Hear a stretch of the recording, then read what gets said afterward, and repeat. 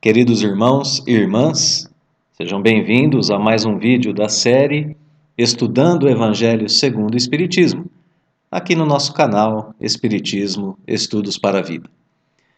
Nós continuamos a estudar o 11º capítulo da obra, que tem o título Amar o Próximo como a si mesmo. Começaremos agora a estudar as instruções dos Espíritos contidas neste capítulo. O primeiro item das instruções dos Espíritos tem o título A Lei de Amor. Estudaremos agora o subitem 8. A Lei de Amor contém esse item, a Lei de Amor contém outras instruções. Estudaremos agora a primeira delas, que tem uma mensagem, ou uma instrução, melhor dizendo, do Espírito Lázaro de 1862, que é composta por 3 parágrafos e que corresponde ao subitem 8 do capítulo. Vamos resumir o que traz essa instrução? A instrução traz a definição sobre o amor, nos diz o que é o amor, nos explica o caminho que nos leva a conquistar esse sentimento e também identifica para nós como está o nosso progresso em relação a esse sentimento. O que nós já temos de amor em nós e o que nós ainda precisamos alcançar em relação a esse sentimento. Esse é o resumo do item.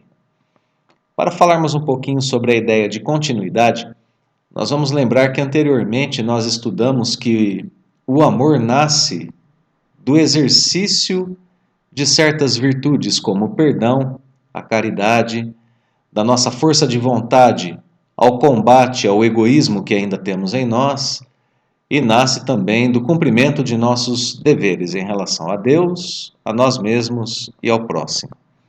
Agora, nós temos o complemento dessas informações a respeito do amor. Vamos entender o que é isso que o Espiritismo chama de amor, além de aprender o caminho que nos leva a conquistá-lo. Então, são ainda informações complementares sobre o amor e essa é a ideia de continuidade do texto. Muito bem, vamos então ao primeiro dos 3 parágrafos da instrução, que nos traz o Evangelho segundo o Espiritismo, a instrução do Espírito Lázaro. E neste primeiro parágrafo nós temos as seguintes informações. Nós dividimos o parágrafo em 2 partes, aqui para ficar mais fácil o nosso estudo. Vamos ver o que diz o parágrafo então. Primeira informação, diz que o amor resume a doutrina de Jesus inteira. E a definição do que é o amor? O amor é o sentimento por excelência. Bom, então, a doutrina de Jesus é resumida através desse sentimento e o amor é definido exatamente como sendo um sentimento, mas não apenas qualquer sentimento. É o sentimento por excelência. É o que se diz de melhor em relação ao sentimento. É o mais sublime dos sentimentos. Bom, segue a frase dizendo que os sentimentos são os instintos elevados à altura do progresso feito.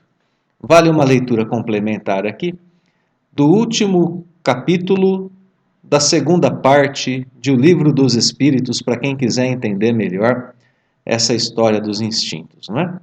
Em resumo, nós vamos dizer que a doutrina espírita nos ensina que nós, seres humanos, nascemos como princípio inteligente que passou pelos reinos vegetal e animal até chegar ao ponto de se tornar um espírito. Antes éramos princípios inteligentes, que vínhamos numa marcha de progresso passando por esses reinos, vegetal e animal, até que ganhamos livre-arbítrio, capacidade de pensar em Deus, capacidade de distinção entre o bem e o mal, entre outras características que nos dão a condição de sermos espíritos responsáveis por aquilo que fazemos. Então, quando passávamos por esses reinos, tínhamos apenas instintos. Quando nos tornamos seres humanos, nós vamos substituindo os nossos instintos, que ainda temos, por sentimentos. O sentimento, portanto, é um instinto elevado à altura do progresso feito. Quanto mais nós progredimos, melhor fica o nosso sentimento, ou melhores ficam os nossos sentimentos, mais puros, mais sublimes, mais elevados. E o sentimento mais elevado, o sentimento verdadeiro, o sentimento por excelência, o maior deles, o mais puro, se chama amor. Então é isso que está explicado nessa primeira frase da instrução, dessa primeira instrução sobre a lei de amor. Continua o texto. Em sua origem, olha lá, o homem só tem instintos. Quando homens mesmo ainda primitivos, né, só tínhamos instintos. Quando mais avançado e corrompido, só tem sensações. Corrompidos, né, pelos nossos apegos às coisas terrenas, pelas nossas inclinações egoístas e orgulhosas, então nós temos sensações. Atendemos muito às sensações do corpo físico, né? Dor, fome, sono, prazer e assim por diante. Quando instruído e depurado, ele tem sentimentos. Então nós precisamos de duas coisas, né? Instrução e educação moral, para depurarmos as nossas sensações, para não estarmos corrompidos, para vencermos os nossos instintos e então criarmos em nós sentimentos. Muito bem. O ponto delicado do sentimento é o amor. Não o amor no sentido vulgar do termo. Esse amor que a gente fala que a gente ama sorvete de flocos, né? Esse é o sentido vulgar do termo amor. Não é nesse sentido que o Evangelho está dizendo, mas num outro sentido. O amor que o Evangelho nos ensina, o amor que resume a doutrina de Jesus, o amor que é o sentimento por excelência, é comparado aqui a um sol interior, que condensa e reúne em seu ardente foco todas as aspirações, os desejos e todas as revelações sobre-humanas. Então aqui nós temos a definição sobre o que é o amor. A primeira frase, que é a primeira parte do nosso estudo, contém definições importantes. O que é o amor, não é? O sentimento, que é o amor, e dizendo que o melhor sentimento é o amor. Que ele é um instinto elevado ao progresso realizado. Então todos têm amor em algum tipo, em algum nível, né? Nós estamos ainda desenvolvendo o amor. Na sequência do texto vai aparecendo ali a lei de progresso.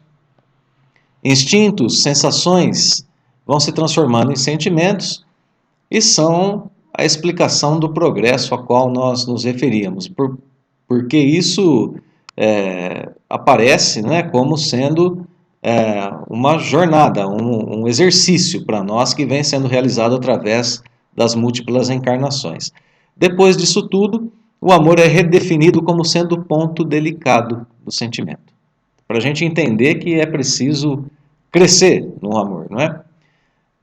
É dito um sol que ilumina, que aquece e que leva o nosso foco às nossas aspirações e às revelações das coisas espirituais, não apenas as coisas da carne. É isso que significa sobre-humanas. Então, as revelações e desejos sobre-humanos, revelações sobre-humanas, as coisas que estão para além da vida da carne, da vida material. É isso que o amor nos revela, o que está para além da condição terrena. Muito bem, só essa primeira definição sobre o amor já é muito profunda, não é? Temos material para ficar pensando um bom tempo a respeito dessas informações. Mas vamos em frente, porque o texto segue agora transformando um sentimento em uma lei. Agora o texto diz: a lei de amor substitui a personalidade pela fusão dos seres. Agora nós não temos mais apenas o sentimento. Vamos entender isso daqui a pouquinho. A lei de amor substitui a personalidade pela fusão dos seres, extingue as misérias sociais. Ditoso, feliz, aquele que, ultrapassando a sua humanidade, ama com amplo amor os seus irmãos em sofrimento. Ditoso aquele que ama, pois não conhece a miséria da alma, nem a do corpo. Tem ligeiros os pés e vive como que transportado, fora de si mesmo.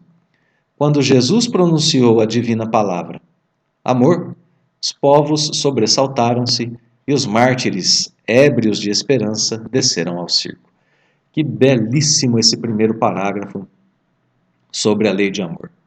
Nós podemos perceber no primeiro momento, então, que aquilo que era um sentimento passa a ter um aspecto de lei. É porque é esse sentimento que rege uma lei e essa lei é contrária ao egoísmo. É contrária à pessoa que pensa apenas em si mesma.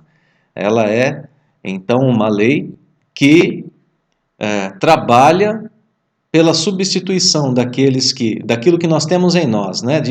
Aquela tendência que nós temos de supervalorizar a nossa personalidade. Eu, para mim e por mim. Tudo é assim, né? Para o ser humano egoísta.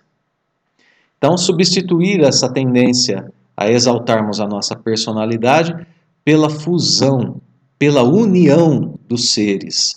Unir por fusão é unir por calor. Materiais que se fundem e se unem, se derretem, né?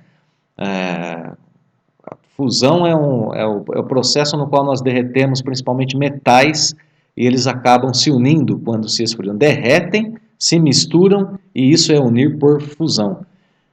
É uma imagem, né, para usarmos em relação à nossa personalidade. Deixarmos a nossa personalidade se unir às outras, sentir o que o outro sente, ficar feliz quando o outro fica feliz, sentir a dor do outro e trabalharmos uns pelos outros. É isso que significa essa união por fusão. Nos unirmos até nos tornarmos uma coisa só.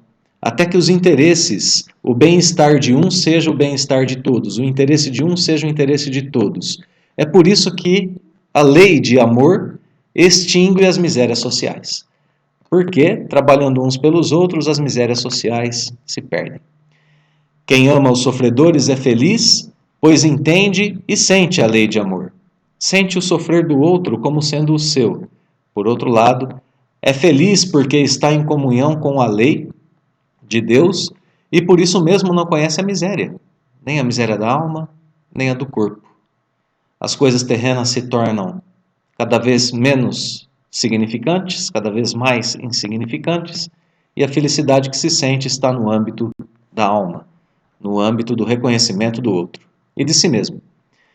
Por isso o amor enriquece a alma de recursos em auxílio para si mesma e para o outro. Enriquece também o corpo em energia e disposição.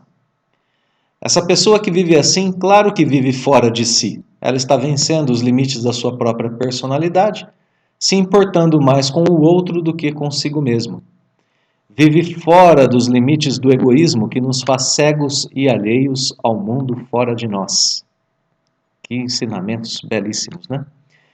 E por fim, a última passagem, quando Jesus pronunciou essa palavra divina, amor, ele deu a ela um novo significado. Esse significado que está sendo explicado aqui, que é capaz de despertar os povos, que é capaz de chamar a atenção de quem ouve essa palavra no novo significado. É capaz de levar esperança e coragem a ponto de pessoas se entregarem como mártires em favor dessa palavra. Nós nos lembramos, né, que os antigos cristãos, os cristãos primeiros, primitivos, aqueles da época de Jesus, foram por muitas vezes perseguidos, aprisionados, torturados e entregavam a própria vida, sendo que lhes era dada uma proposta: renega o Cristo e sua vida será poupada. E eles preferiam entregar a vida a renegar esse sentimento de amor ensinado por Jesus. Então é isso que diz aqui, eles desceram ébrios. Os mártires, quando Jesus pronunciou a palavra divina, amor, os povos sobressaltaram-se e os mártires, esses, né, os primeiros cristãos, ébrios de esperança, desceram ao circo. Iam ao circo, o circo romano, né, no qual eram entregues a torturas, às feras, e eram mortos. E comprovavam o poder desse sentimento ao entregarem a própria vida em favor desse sentimento que lhes nascia no coração, desse sol interior que iluminava as suas próprias vidas e as vidas das outras pessoas. Muito bem. Nesse parágrafo, então, foi apresentado o amor como sentimento e como lei que deve reger a vida na Terra, trazendo felicidade a todos. E representando, portanto, assim, um maior progresso humano, né?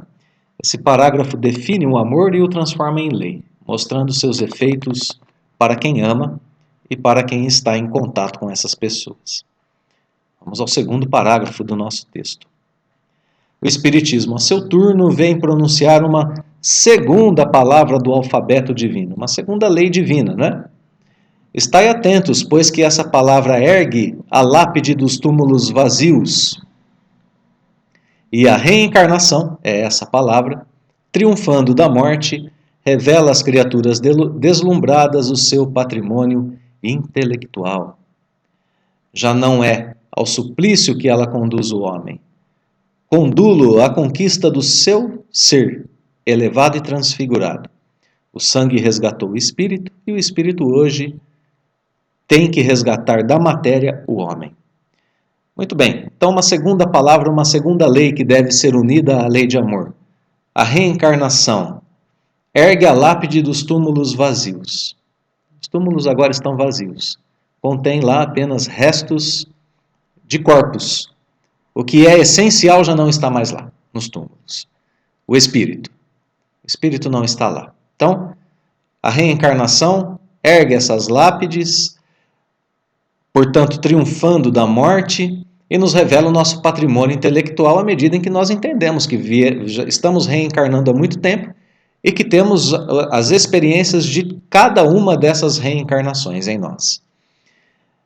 Então, a reencarnação já não conduz o homem ao suplício, não é aquelas penas para depois da morte pelos pecados, não é a isso que a reencarnação nos conduz, ao suplício, ao sofrimento de penas, mas nos conduz à conquista de nós mesmos, à conquista espiritual, elevado, não é?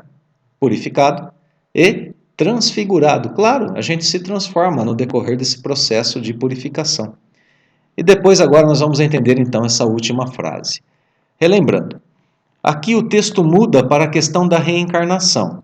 E a ligação entre os temas amor e reencarnação pode ser percebido naquilo que eles têm em comum. Os dois são leis de Deus. A primeira lei, a primeira palavra é amor, a segunda palavra é reencarnação.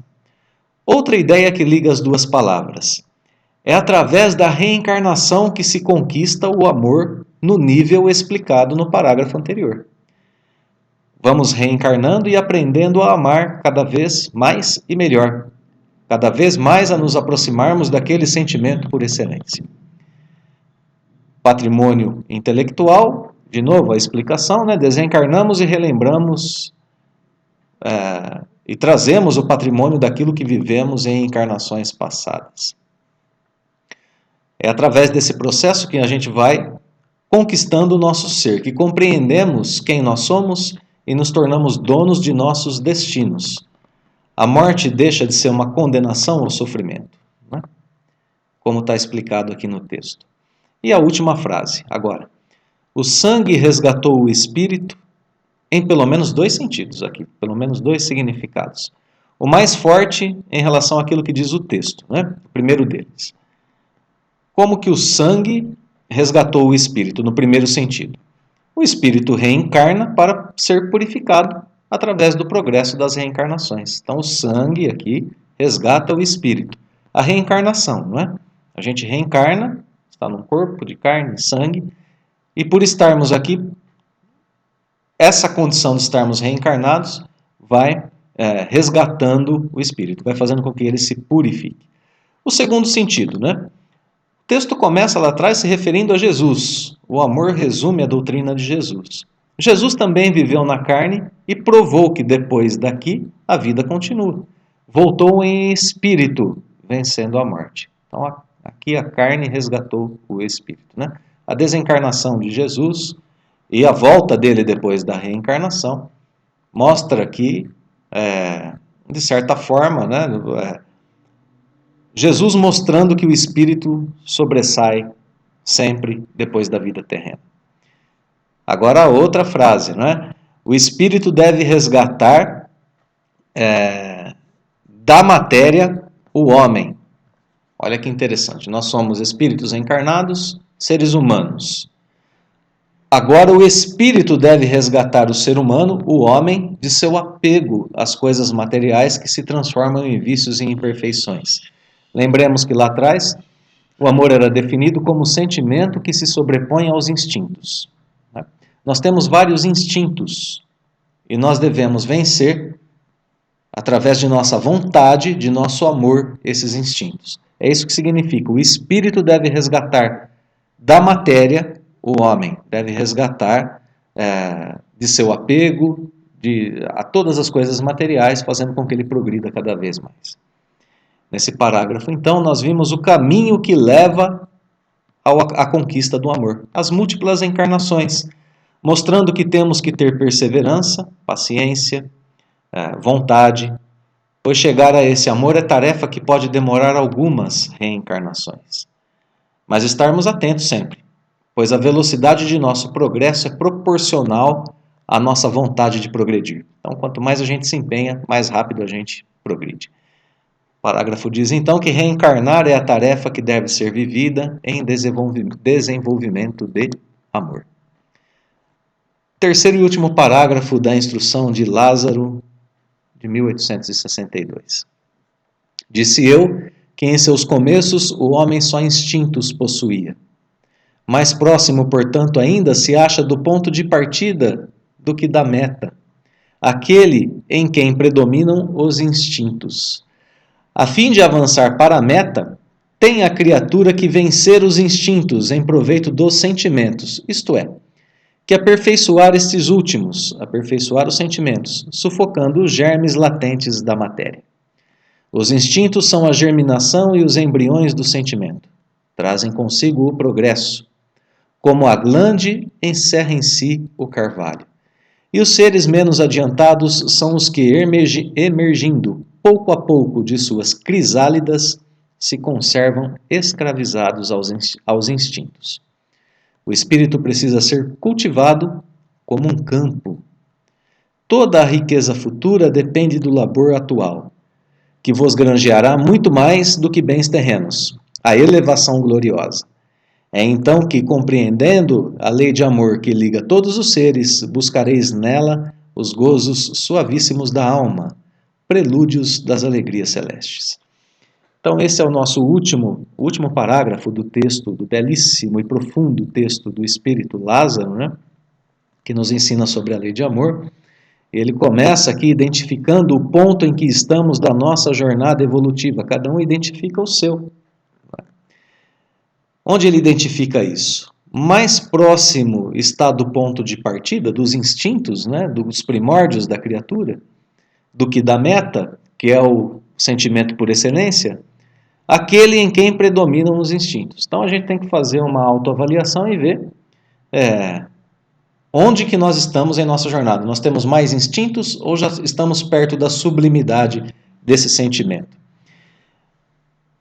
O texto é uma conclusão, né? Esse terceiro e último parágrafo é uma conclusão do texto, nos diz que, ou melhor, nos mostra a nossa tarefa, que é vencer os instintos, sublimando os instintos, e nos dá aqui algumas imagens. A primeira imagem é essa questão a glande encerra em si o carvalho. Glande é uma bolota, não é? Aquela bolotinha que contém a semente. O instinto é ainda a semente que gera o sentimento. Portanto, nós já temos a semente. Por isso ele diz aqui que o espírito deve ser cultivado como um campo. Nós já temos a semente. Agora é cuidar desse campo, tirando as ervas daninhas, né, do egoísmo e do orgulho, entre tantas outras, dos vícios, e aos poucos cuidarmos de nós mesmos para nos libertar da escravidão dos instintos, cultivando o espírito, assim cuidando dele como um campo, entendendo os bens terrenos com a importância que eles realmente têm, nem mais e nem menos, sendo eles ferramentas, caminho para o progresso do espírito, não apenas para o prazer do corpo, para os deleites da vida corpórea. Tudo isso é um processo de autoeducação e autocontrole dos desejos, dos prazeres e de outros instintos que nos prendem à matéria e ao nosso próprio ego. Portanto, nós podemos chegar com esse parágrafo, né, com essa instrução, à conclusão seguinte: é na lei de amor que se conquista os gozos, os prazeres, os deleites da alma.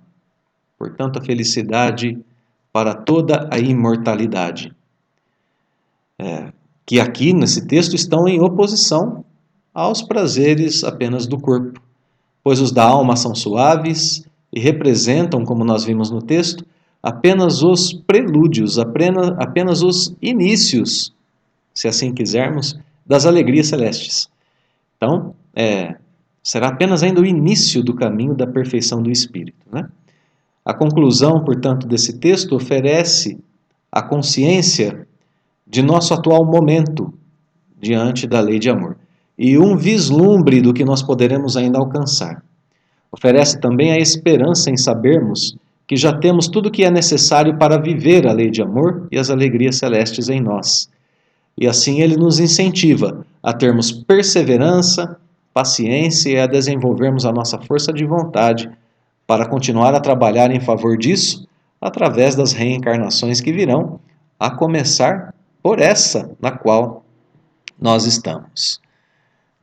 Portanto, nós temos aí uma tarefa grande pela frente a ser desempenhada, e agora que nós já sabemos o que é o amor, um sentimento por excelência, um sol interior, nós temos o caminho já dado, estamos nele, nós temos a sua semente em nós, está em nossas mãos o trabalho para fazê-lo crescer. Queridos irmãos e irmãs, obrigado pela companhia em mais um estudo.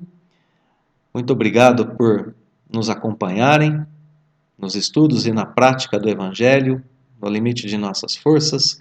Nós deixamos o convite à continuidade dos estudos e da mudança interior que ele nos provoca, com o nosso abraço fraterno e os votos de que Deus nos abençoe a todos, hoje e sempre.